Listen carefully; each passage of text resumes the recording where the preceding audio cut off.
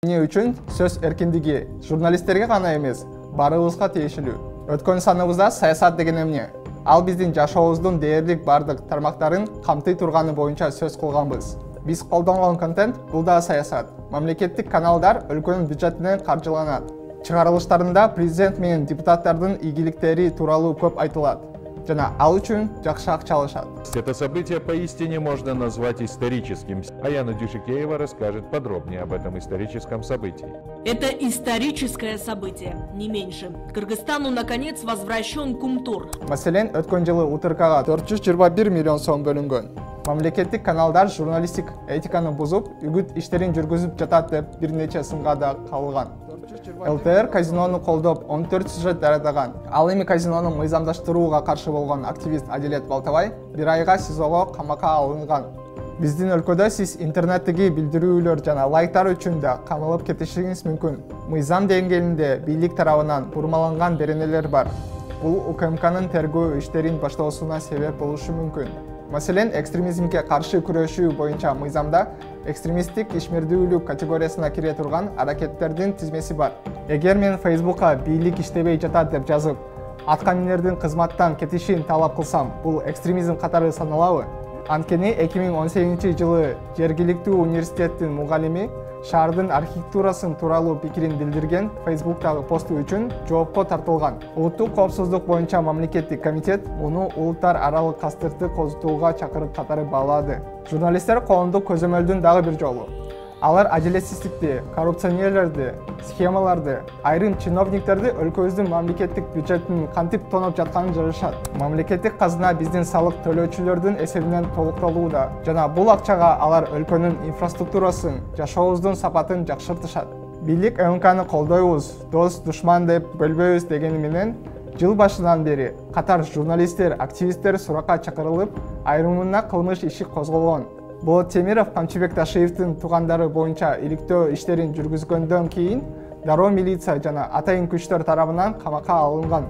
УКМКнын башчысы анын департаментин Темировдун ишине эч кандай тиешеси жок экенин айтканы менен, ОСРП менен клубдун журналисттери Болоттун иликтөөсүнүн документтерин талдап чыгып, ага айып тагылганга чейин эле көзөмөлгө алынганын аныкташкан. Бийлик тарабынан кысымга алынган жалгыз ал эле эмес. 2022-жылдын февраль айында Кактус редакциясына кылмыш иши козголсо, мартта Next TV телеканалында.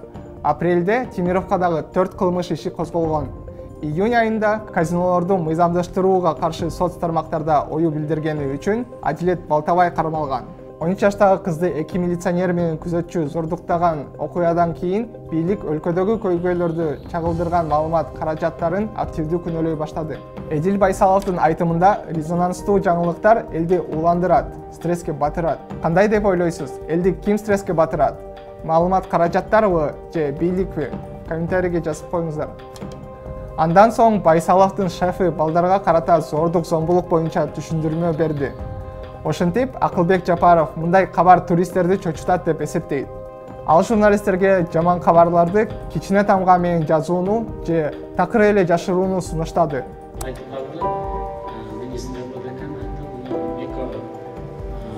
Сиздер менен общественный договор устно түздүк. Эгерде силер туура көрсөңөр, жаманыбызды бар жашырайлы, жамандык боло берет, свобода слова деген боло берет. Бирок ошонун баарын грузин тилинде эң артында анан кичирээк шрифт менен жазат. Асты жагында болсо грузин деле мактай берет. Ал эми мамлекеттик маалымат каражаттары мындай кылды. ЛТР өзүнүн 7 мүнөттүк репортажында Жапаровдун зордук, зомбулук жана бул өлкөдөгү туризмге таасирин тийгизип жатканы тууралуу айтканын чыгарган жок. Кыргызстан бул демократиялык мамлекет.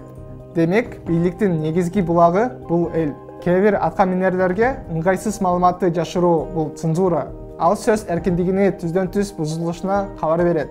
Журналисттер, активисттер камалганда унчукпайбыз. Бийлик акырындап сөз эркиндигибизди жоюп, Марат Равшанды Болотту камап жатканда унчукпай жатабыз. Социалдык түйүндөрдөгү билдирүүлөрү үчүн кечирим суроого мажбурлаганда унчукпайбыз. Ал эмнеге алып келди? Эми бийлик аларга каршы болгондордун баарын жазасыз эле жоопко тарта алат. Бул тоталитардык мамлекеттин түз белгиси.